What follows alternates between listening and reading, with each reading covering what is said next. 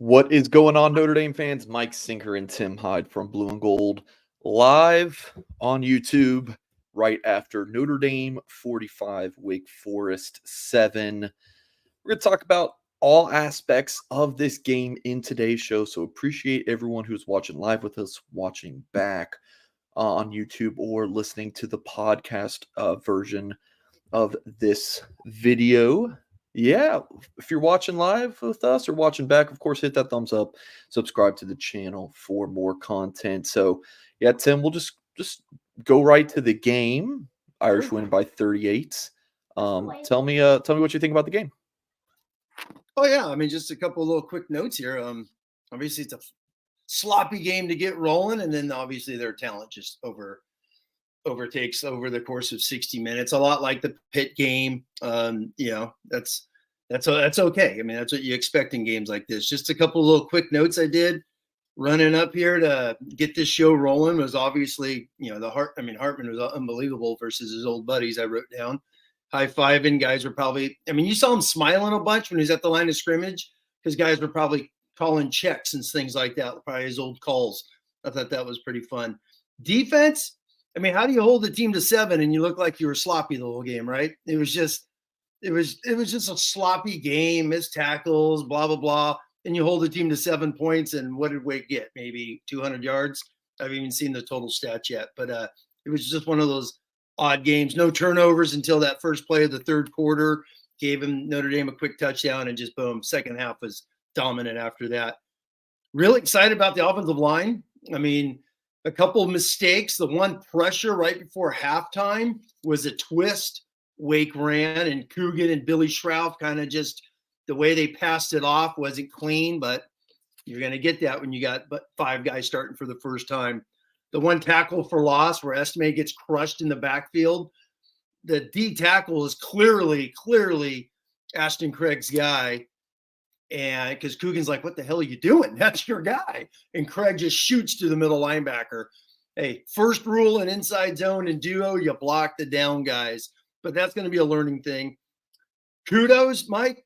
Last 2 points, wide receivers stepped up. A lot of big plays out of the wide receivers today, and we'll get into that.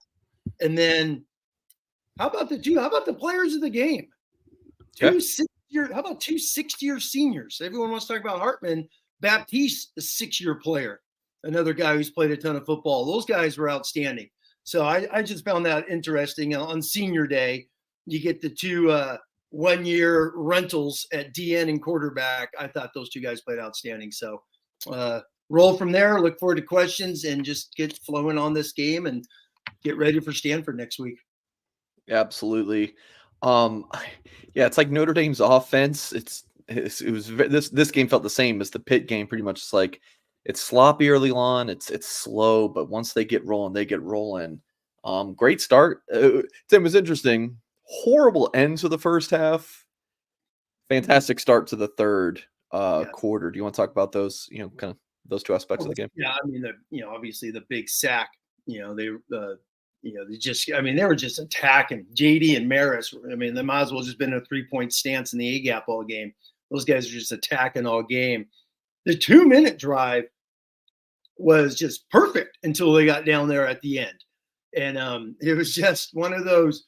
It's funny because people were probably yelling at the TV, don't throw it, don't catch it. But if you take the sack, the clock's right. It was one of those odd situations at the end of the game. I thought the whole first half there was about, and we'll get in that 2-minute drive. I got some good notes on that. But I thought Hartman was frustrated every time you seem to show. They seemed to show him in the first half. He seemed frustrated. Either his wristband. I think one of the calls at the end of the first half was wrong on the wristband. And it was, if you saw, I think that's when they called the timeout. He's looking around, wristband. He's like, what the hell's going on here? So, and he's pointing probably to one of the guys signaling in, like he signaled the wrong damn thing in. So that was a mistake.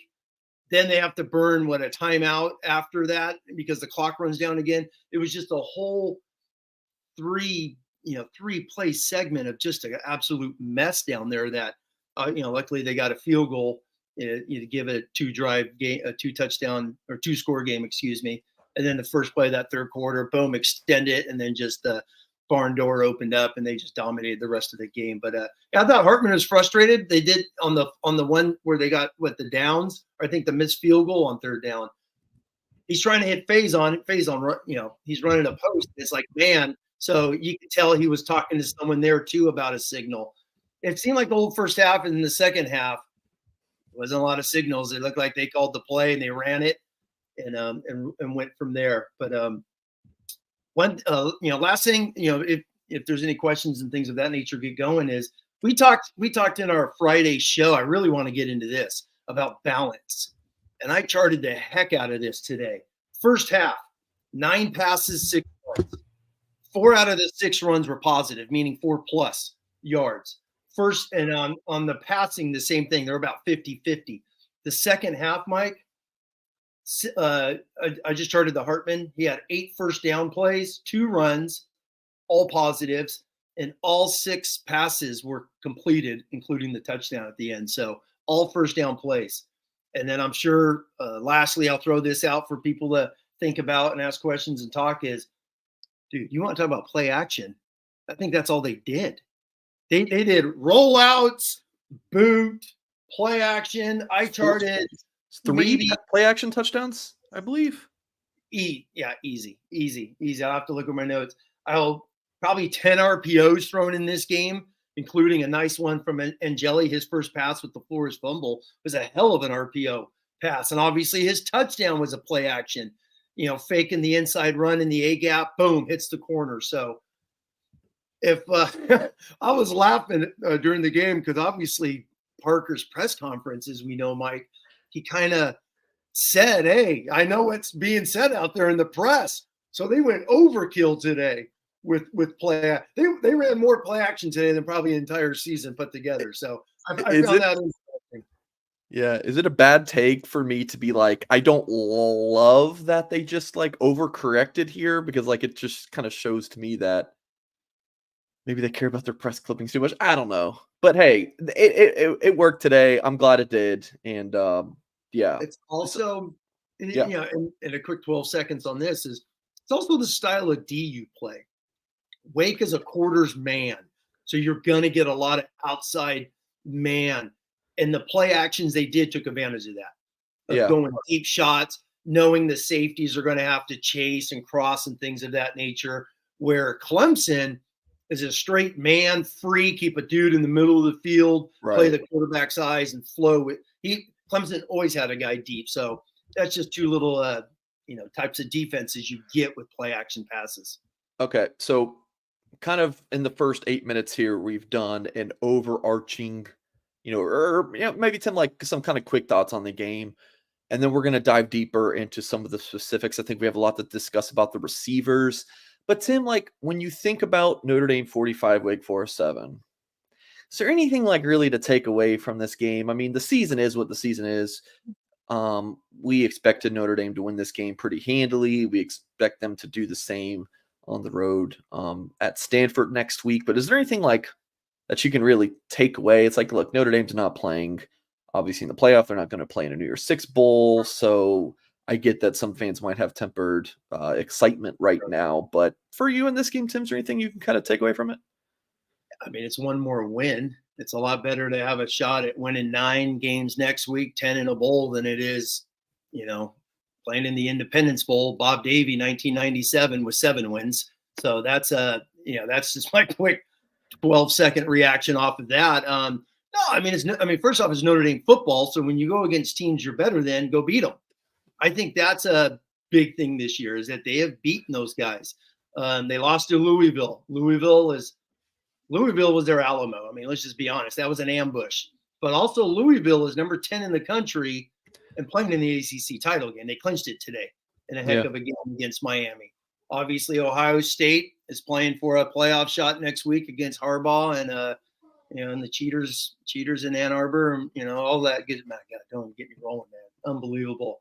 And then Clemson's Clemson. I don't know. How did Clemson do? I have not checked any scores in the 3:30 game, so I don't know what's happening.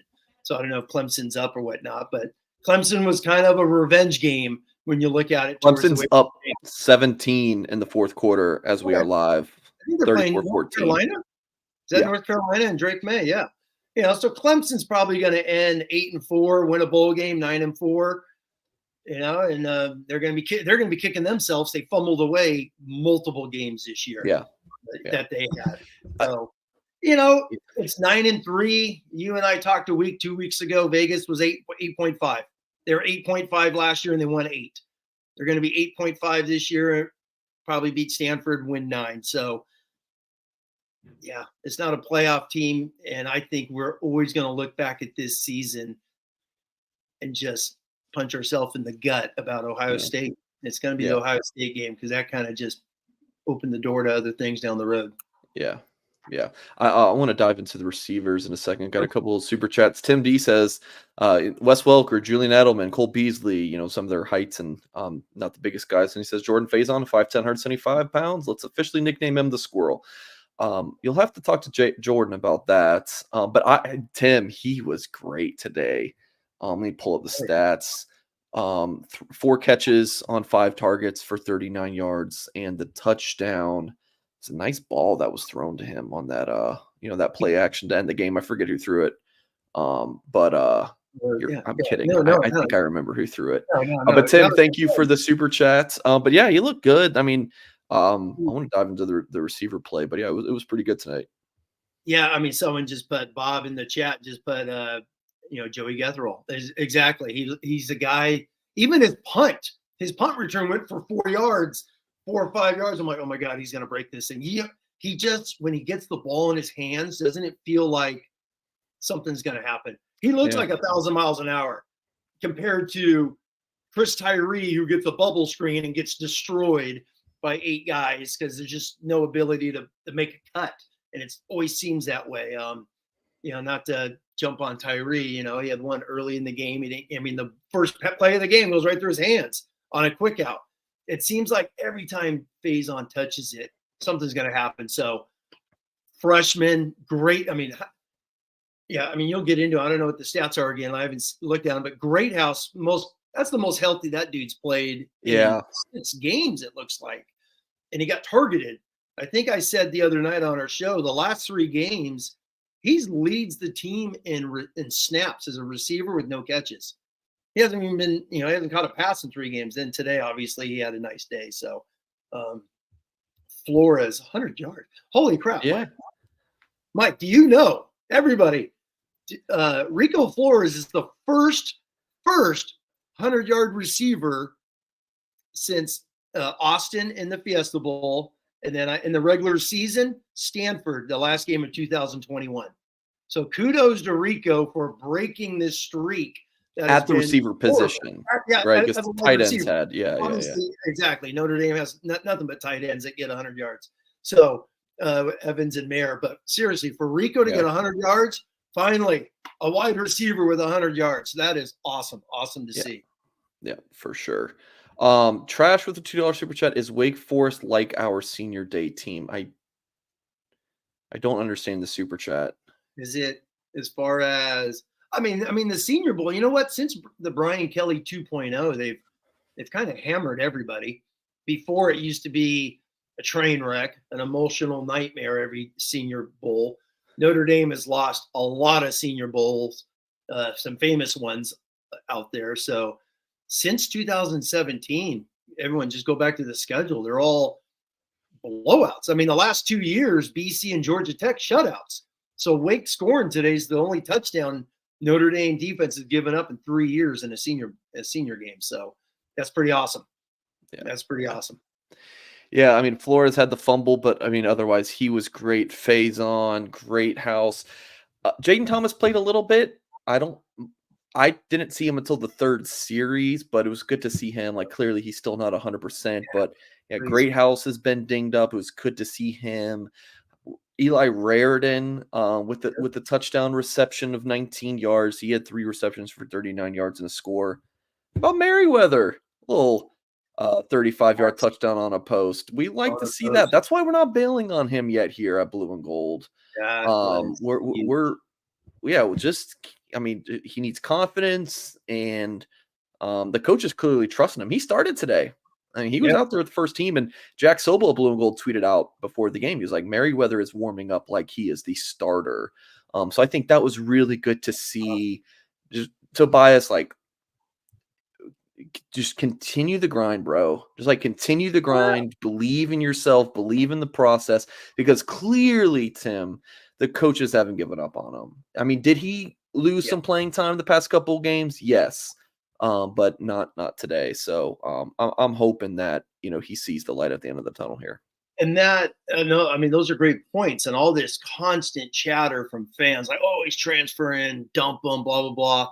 He is only a sophomore. There's been a lot of freshmen to sophomores, guys that have risen up, had great sophomore years. And then there's been some like McKinley who don't do it, who is a top 75, 80 player in America who doesn't play till his fifth year. Tobias, you're right, Mike. Tobias, they obviously do trust. Even with his limited playing time, you know, I mean, have they taken his reps away? Let's just say they've taken some of his reps away in the last, you know, couple games. He's still out there. He was out there at the last drive against Clemson last week. So he is out there in key moments, and seeing him run that, and that was perfect once again. It was quarters coverage. The safety had to hold on Holden stays. How about that? Because he runs up the 8+ yards. That safety's got to sit on him on quarters. Boom, they hit the post. It was man on. It was one-on-one coverage, corners outside leverage, easy to beat him. So it was that was awesome to see. The Jaden, I texted you right away, Mike. Seriously, that Jaden Greathouse play, was just electric. The slot bend route, the deep over route, just the way he hit that and ran.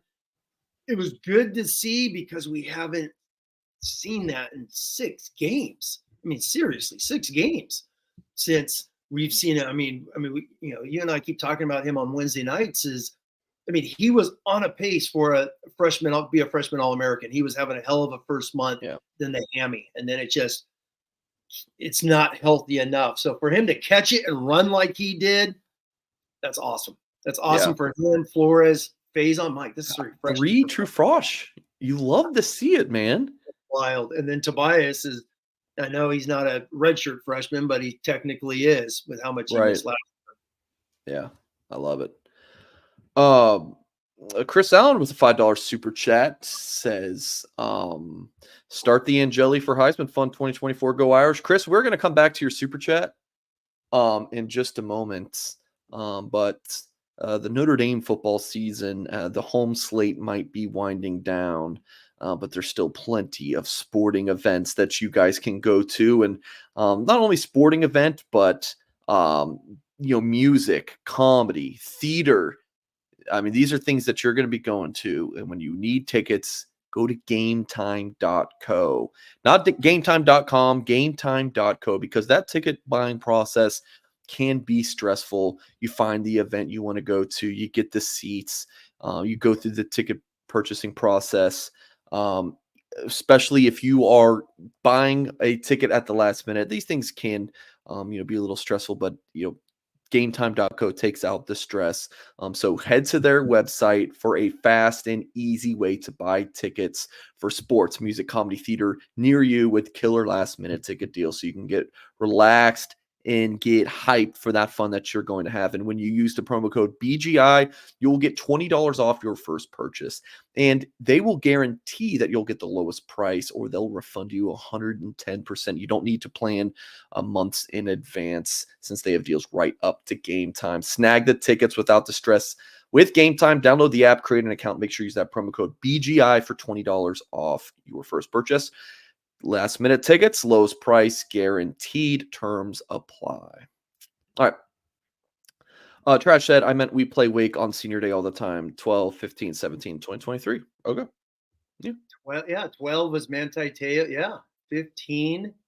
Elko was the 17. Yeah. When they played. Hartman did not play in 17, I don't think, but could have been, right? I'm joking. He did not play in 17. No, I think was he a class of 2018 recruit, I believe. Yeah. That's a long way away. But no.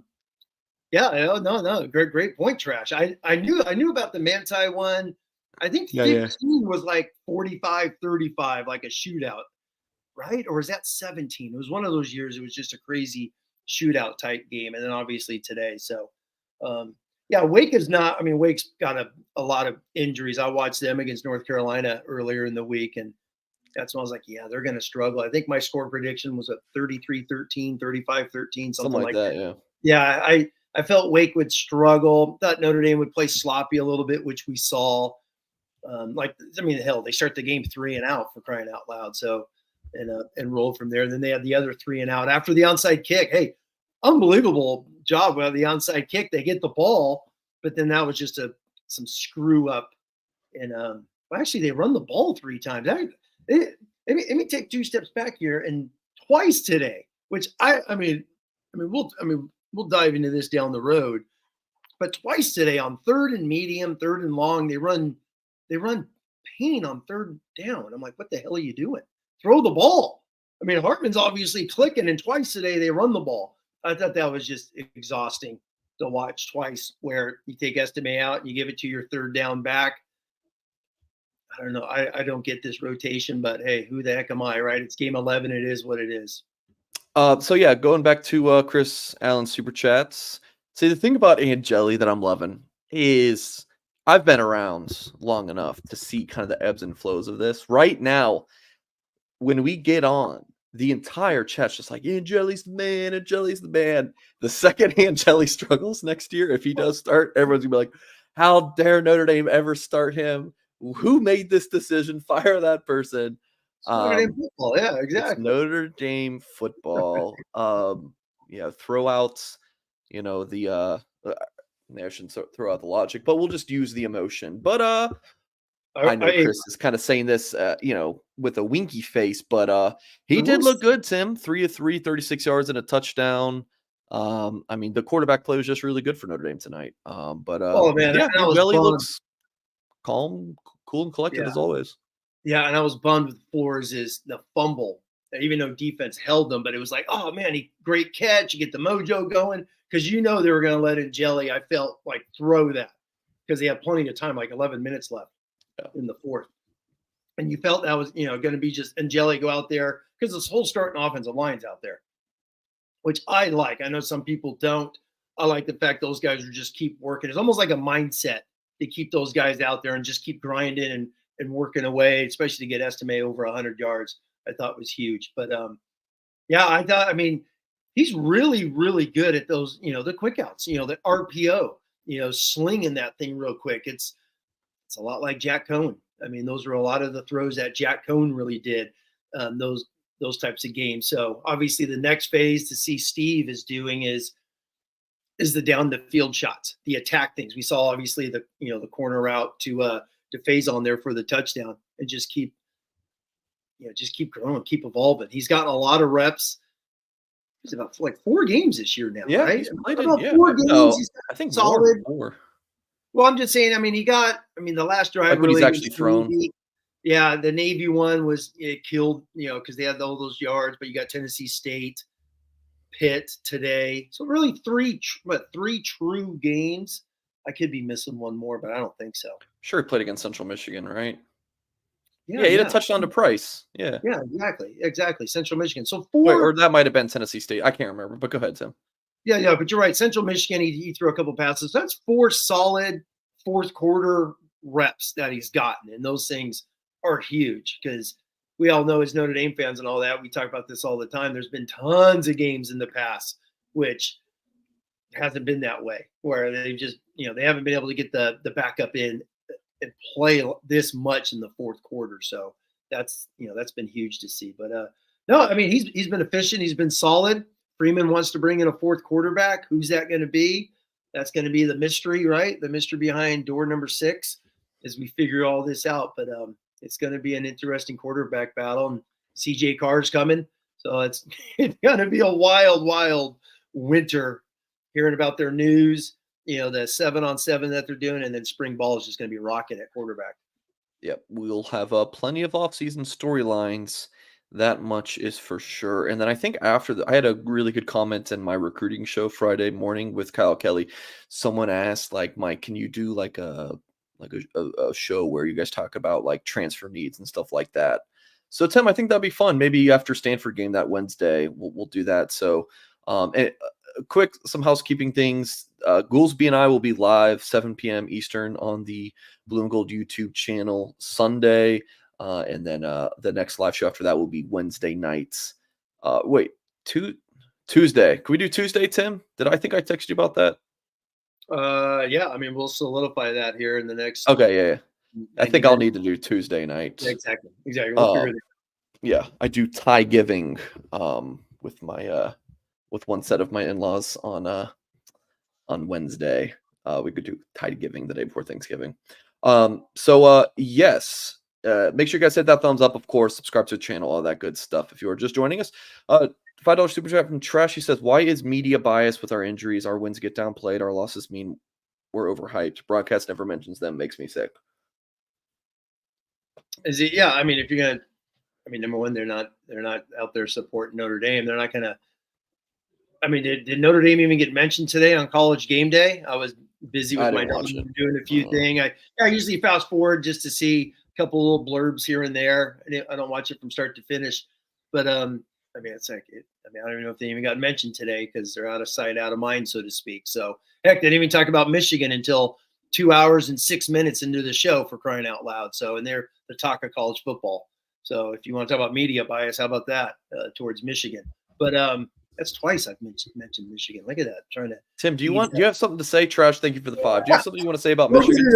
Oh, well, yeah. I mean, we'll get into that. Let it rip, Tim. Let it rip. No, I want to know. Let it rip. There's plenty. I mean, we'll get into that down the road. But yeah, as far as media, they don't give a damn about Notre Dame unless it's gonna suit them for playoff bids and stuff like that. So yeah. Thoughts on the defense? We hadn't really talked about that unit too much. I mean, solid. I think after the first quarter, Wake Forest had -4 yards offensively. Go ahead. What do you think about the defense today? What were their final stats? I mean, rushing the ball, though, they got some gash Notre Dame a handful of times today, which was, and that's why I say frustrating. Like, oh my God, how's that guy? It almost felt like watching that Stanford running back last year, just chew up yards here and there against them. So that was a little frustrating to watch. But it was, I mean, Notre Dame just played straight man free, attack like crazy, blitz like wild men. If you don't have a proper fit, like the touchdown run, everyone goes underneath every block, and there's a huge lane right there. The guy cracks DJ Brown. Anytime you get a corner crack, the corner is supposed to sit outside, which is Benjamin Morrison. He sinks too far, and the guy runs right by DJ and Morrison on that. But no, it was that's why it's like I've coached in games like this where it's sloppy and then you dominate. So it makes no sense. At the end of the day, they did what they had to do. They forced a lot of punts, stopped them on some 4th downs. Overall, it was a solid game. Baptiste was an animal. I think their best run of the game, Howard Cross is literally like 8 hands on him, getting just ripped his jersey off, and there's no flag. But as life goes, but solid game once again. Defensive numbers this year are just outstanding, just absolutely outstanding. Now, I know it's Stanford, but it's on the road. And the Notre Dame team has been sloppy on the road this year, so they have got to put some ice water on their faces, wake up, and carry this home the way they play at home on the road for at least one damn game this year, and that's next week. How about New Mexico State beating Auburn 31-10? What in God's name? How? Are you serious? 21 points, Tim. I'm not joking. Look at this. 31-10. What? And that's an SEC team not playing a FCS school today, which everyone in America at home. The week before they beat Arkansas 48-10 on the road. And Arkansas is not very good, but still. Holy moly. I'm not. You had to look it up. I got to see it. Hey, New Mexico State, Mike, 9-3, going bowling. That is college football at its finest right there. Wow. And it wasn't even like a last-second walk-off. It was just a beatdown. Well, New Mexico State did score 14 points in the 4th quarter, but still 31-10. Take it. It's New Mexico State. It's New Mexico Yeah. State. Take it. That's what. Hey, How about that? college, college Yeah, football is amazing. yeah. Who would you say was the best defensive player for the Irish today? Oh, I mean, Baptiste, like I told you, it's like the 6-year, 1-year rental out there has played his tail off this year.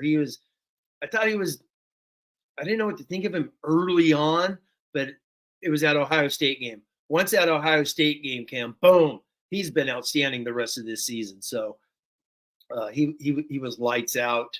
Obviously, JD made some big plays. It was nothing spectacular other than a couple one-on-one type of plays here and there guys made.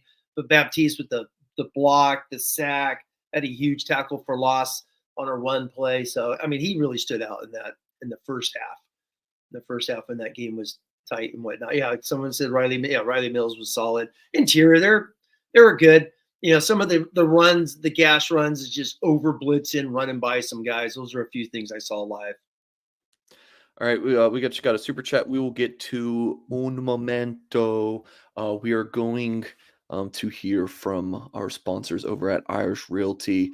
So, folks, if you are looking for that ticket to experience Notre Dame all year long, irishrealty.net is a website that you're going to want to check out. There's a new era of men's basketball. There's the top 10 ranked women's hoop program. Of course, you have Marcus Freeman of the Fighting Irish on the gridiron. You got hockey, baseball, that NCAA championship lacrosse team. So Irish Realty is the market leader, whether you're looking for a condo, townhouse, or second home in Notre Dame country. Check out the affordable Eddy Square townhomes, 3-story units starting in the mid 300s, Brennan's View luxury condos near Eddy Square, or Echoes Villas, 4 and 5 bedroom upscale retreats.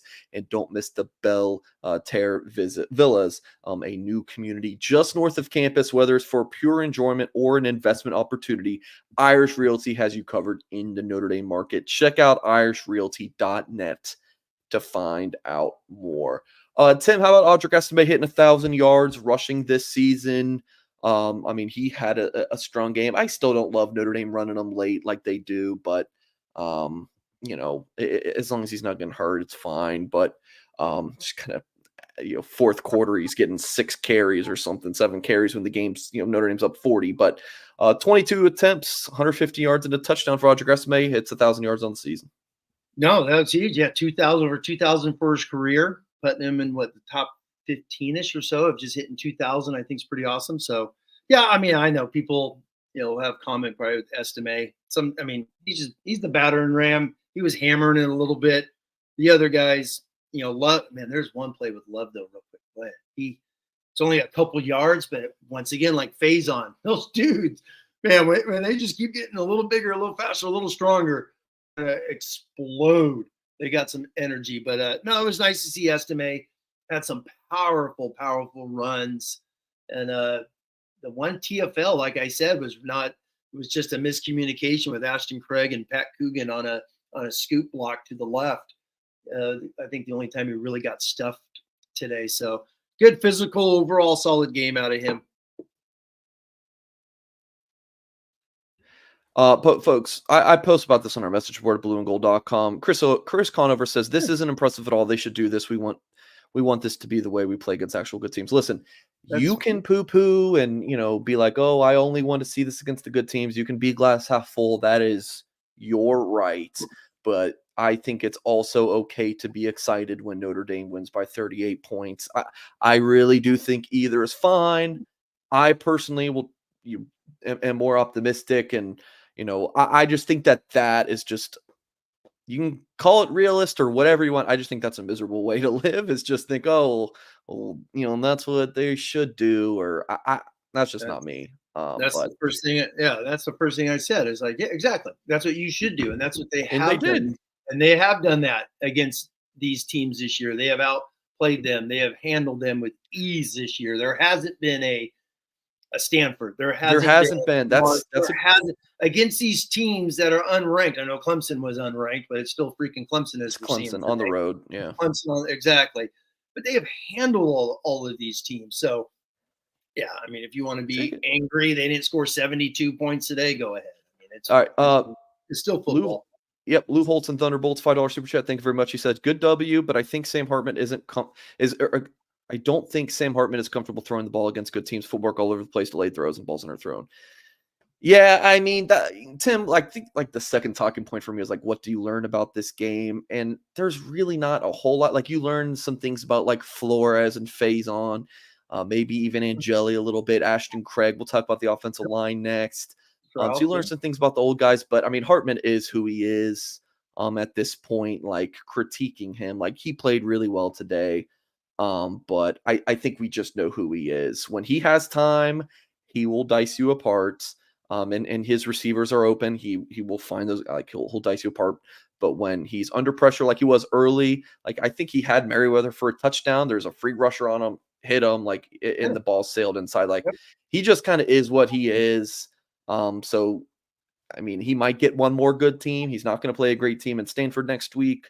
And then we'll see who Notre Dame gets in the bowl game. But yeah, like I don't think we should spend too much time on Sam because he played well, but he just kind of is what he is at this point. Well, exactly. And if anything, a lot of the stuff we saw today, you kind of want to scream, where in the world, where's it been? It's like some of the RPOs, like the very first play against Louisville. Someone mentions Louisville game. It's like, boom, the first play, boom, quick out RPO. He could sling those. I call them the Jack Cohn plays because that's what Jack was so successful with when Tommy Rees figured out what to do with him, and he was just dicing, moving the ball all over the place those last 6-7 games. And Hartman could throw outs. Hartman is good as we saw him play action. We saw the rollout, the boots. I mean, heck, how about the sprint out? He hits Tyree for almost 30 yards, and Tyree just, he doesn't hold it right at the end. That's a hell of a throw and catch. It's right there. So, and that's on a rollout to his left, throwing opposite his shoulder. So, yeah, I still think that was a catch. I think that was a catch. But no, that kills me. He's fully down. I know they use all that. It's going back to my God, who's the Cowboy guy for crying out loud against the Packers, where they don't get the touchdown. Des Bryant? Was it Des Bryant? Yes, that was Des the Bears. Bryant. Yes, that's the fit. No, it was the Packers in the playoffs where he catches it. I'm thinking, yeah. On the left sideline, touches a grass of blade, and they say no catch. It felt like kind of that because he come down, rolled. I get it. I get they overanalyzed it, but that's a hell of a throw to his left. I thought Hartman did a lot of good things today, and some, if you want to say his feet's not set, he ain't Peyton Manning, people. It's like, let's get real. He's not that. He's good, solid college quarterback who, as they showed those graphics at the end of the year, what is he, 5th, 4th? I still don't care about that. No, but I'm just saying still numbers. It's like, I think the leader is what? It's a data point. No, it's a data point. He passed Colt Brennan. Colt Brennan was a modern day guy out of Orange County, obviously. Colt Brennan threw the ball 106 times every game at Hawaii. So he's going to have a lot of touchdowns. So I get all that. But heck, man, he went against his old team, and he played damn good football. So yeah. Lou Holtz Thunderbolts, thank you for the $5 super chat. People are talking about Pac-12 Network in the chat, how you watch the Stanford game. Pac-12 Network is the worst. Enjoy that. But yeah, Bub says you can get a 7-day trial on Fubo TV. So that's what I think what I'll be doing. Yeah, Tim. Actually offensive line. So Zeke Correll ruled out before the game, like moments before the game. So Craig starts at center, and then Rocco Spindler was announced that he had a knee injury. It's not like a full tear, so I think that he might be back in the spring. I can't remember. Yeah, okay, so Spindler will be back in the spring. So Billy Schrauth started at right guard. So what do you think about the offensive line? I mean, once again, solid. A couple little. It's more of a communication thing. I think a couple of their mistakes I saw were just when I rewound it real quick. Before the next play, it was just like a little bit of communication here and there. Other than that, those guys play good football. Now, Wake's defense is not, top 30 and top 25 in the country, but they've been efficient. So, today is only, I think, the most points they've given up all year. I think Florida State scored 40 against them, and then Notre Dame. So that's it. They've only given up, I think, 30 a couple times this year. So they've held. Heck, Clemson only got 15, 17 against them in a low-scoring teens game. They got some dudes. Their D-line could get after it. They have one guy with like double-digit sacks, TFLs. I thought those guys played really well. I'm dying to go back and rewatch it and slow-mo and dissect a little bit with Ashton Craig to see how he worked. Coogan did some good things. Coogan's been solid. I've said it a million times. I don't care what anyone says. Those guards were replacing two mainstays, and Josh Slug and Jared Patterson at guard. Those guys have played a billion snaps at Notre Dame. I thought they played really good. I thought Billy offers more than Rocco. Rocco's a tank, man, just thick as hell. But Billy's got a get off. He's got a quicker twitch off the ball. So keep giving him reps, get him, stronger and whatnot. I don't think those guys are going to leave the starting lineup. I think those are going to be the guys. I hate to say it. I hate to be a bad guy. I really hope Ashton Craig starts against Stanford and gives him a whole nother game under his belt. I'm sure Zeke will be back and he's the starter, but man, Ashton Craig's going to be a 3-year starter, 24, 25. Yeah, he's going to be because he's got a redshirt. So he's a redshirt freshman. Both those guys are redshirt freshmen. So they're going to be 3-year starters, Billy I like it. and Ashton Craig. Tyler Horka tweeted this out. I thought this was really good. Says Notre Dame at home in 2023 had a 56-3 win against Tennessee State, 41-17 win over Central Michigan. You had the 17-14 loss against Ohio State, and then 48-20 over USC, 58-7 Pitt, 45-7 Wake Forest. He says the Irish outscored opponents 262-71 and had a 5-1 record. Of course, this is at home. Nearly perfect, if not for the late game blunders against the Buckeyes. And yeah, going back to that point, who did Notre Dame lose to at home last year? Marshall and Stanford. So that's why I just think double digit. Remember, both were like 18, 20-point favorite games too, and they wet the bed, so to speak. It's a good reminder, just enjoy the wins, guys. I mean, you can do whatever the heck you want, but I will. I'll enjoy the wins. Man, did There's no shot, right? So UCLA beat up on USC. Are you serious that Florida? Yeah, 38-20. Oh, man. There's no shot that Florida lost. The North Alabama? No. You guys. Hold on. What are you guys talking about? Hey, you look up that score. I want to talk 30 seconds with Joe Alt, as people know. I got to stop reading chat. Barry, you're killing me. What are you talking about? Joe Alt, Lombardi Award finalist, Outland Trophy semifinalist was announced this week. The finals for the Outland will be announced in a couple of weeks. The hold he had. How the hell is that holding when he pancakes again? Tim, let me interrupt you. So, North Alabama is beating Florida State 13-0. They did not beat them, but they are beating. North Alabama's up on Florida State right now. That's wild. College football, man. College football. It's nuts. It's nuts. That's wild. So, hey. Yeah, those are some nice scores that Horka posted. It's the Ohio State game, man. The whole season was right there. That was the 4-game tune-up. Ohio State didn't finish the job. And then obviously I call Louisville the ambush, which it was, the way that thing ended. It's you know what? You get the 9-3. At the end of the day, which is interesting because about 90%, I would say, of Notre Dame fans all said 10-2. 9-3 feels like a kick in the pants. It just does. Yeah, it does. It does. Fact that you don't have a New Year's 6 right there, and it was close.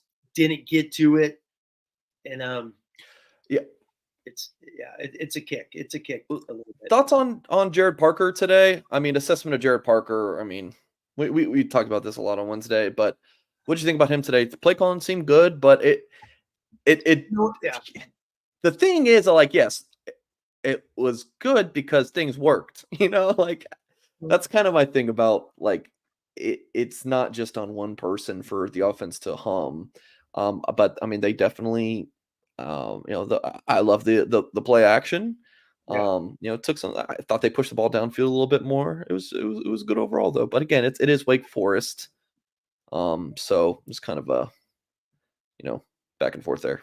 Oh yeah. I mean, even the couple, the 2 drives they had to punt was just it's more sloppy offensive play and not their call outside of the Payne. The 2 times Payne gets the ball on 3rd and long, running him just drives me nuts. So that's just me. I'm not a fan of that.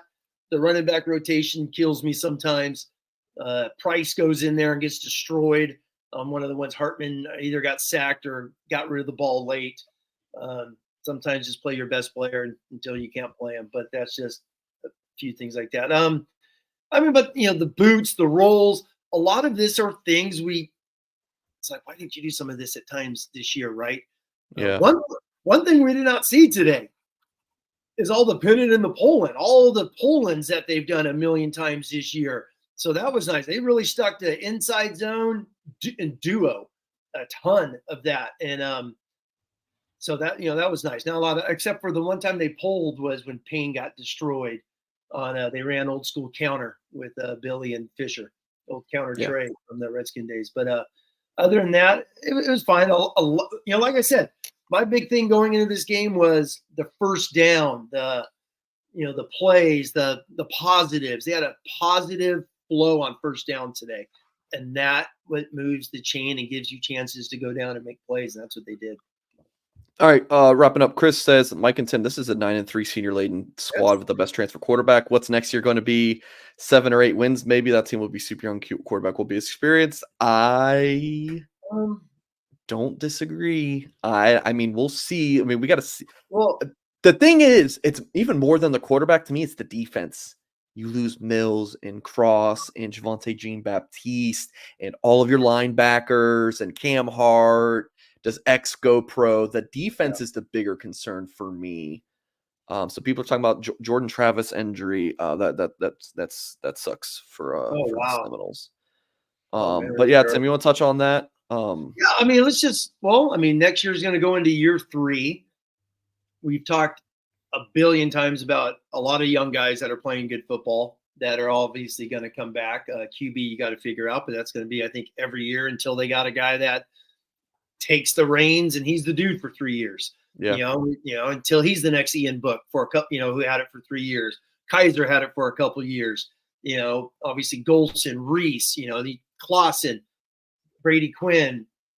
Notre Dame's in a little period right now where they don't have that unless someone steps up and takes it for 2024 moving forward. So it has been a little adjustment period at the QB spot. But they got some dudes. They got some speed. I don't think you can look here at November 18th and say, oh, next year 7 wins. They really only got 3 big games. You got your USC, your Florida State, your A&M to start, which is going to have a new coach. So a new coach means inspiration, hype. Game 1 at A&M, those guys are going to play with their tails on fire. Louisville will be that 4th team, but it's at Notre Dame. They got to find the quarterback position. We got some young guys. Get a couple of these young freshmen step up, and then the key for Marcus Freeman and his recruiting group is the transfers. Are you going to get a Baptiste? Are you going to get a Harper? Are you going to get a Hartman again? Are you going to get meaning guys with experience that could come in and play? And that's going to be the thing. We know they're going to get 5, 6, 7, 8 of these guys, right? How many of them are going to come in? Heck, Ford scored a touchdown today. He's a transfer. Yeah. That was a hell of it. I'm not talking about play design. That was a hell of a play design right there because Wake was totally confused. So it's going to be the transfer portal, which you could replace guys quick, as we've seen Notre Dame do. So I think next year's team, I think you go into the season saying 9-3 and take it from there. Which is that a downturn? Who knows, right? I think after 2 years with Freeman, I think we need to chill with the 11-1 talk and things of that nature. Just say 9-3 and let's see how it goes. Yeah, Tim, what did we all say? Like when Freeman was hired, we're like, we are tired. And I say we is like a lot of Notre Dame fans. We keep winning 10. We keep getting these 10-win seasons. Great. But I want the national title. I want the next guy. I'll take lumps with Freeman if that means his recruiting is going to be at a higher level than Kelly. I'll take some lumps with Freeman if he's going to push us over that ledge to get a national title. Now, a lot of people on the message board and whatnot are already jumping off the bandwagon. So, this is kind of what Notre Dame community asked for. So that's, this is kind of what it's been. Tim, I love you, Tim. I'm gonna have to cut you off for making that statement because I am currently, I think I've told you this, Tim, but my wife and I are involved in foster care, and we are currently doing respite care, which means we are like babysitting for a 1-year-old, 4-year-old, and 5-year-old. So I got to go help with to get these kids to bed. But Vinny's dad, $5 super chat. He says, I discovered you guys in Goolsby late last year. Thanks for always bringing it pre and post game. Don't know how I enjoyed the Irish before you. Well, Vinny's dad. Thank you. Is that a first time super chat, Vinny's dad? If so, bro, hang out with us all the time. I would love to see you Where's in the air the horn, live Mike? chat. The air horn. You know, Wow, throwback Vinny, there. yeah, the air Do I horn for have- Vinny. Thank you, Vinny. That's a great compliment. Thank you. Maybe that little dance pop in there. I don't have it like I used to. I got you. But Vinny's dad, thank you. Thank you. Jonesy, last super chat, and then we're signing off. He says, "Good evening, Tim and Singh. You guys clean up well. Well, thank you, Jonesy. Anyone else do a double take and think Tommy Rees was back at quarterback and Jelly is a spitting image of Rees with his helmet on? Is he? I mean, yeah, they're about the same height. Yeah." I don't know. And Jelly throws a pretty pass, man. Tommy threw some touchdowns. He had some games where he could sling the damn thing all over the place. Yeah. They call him turnover Tommy because he had some big fumbles against Michigan, an 11 and the 13 game. That's what I remember from him. But he had some good games overall. But yeah, hey, excited to see Jelly. He's going to be in the running, right? It is going to be an intense competition at quarterback next year. You got skill guys around them, so that's the good thing. Unless they do bring in just like the baller in the transfer portal, like a no-brainer starter, like no-brainer, I think it's gonna be a wide open competition. Like they handed it to Hartman right away this season.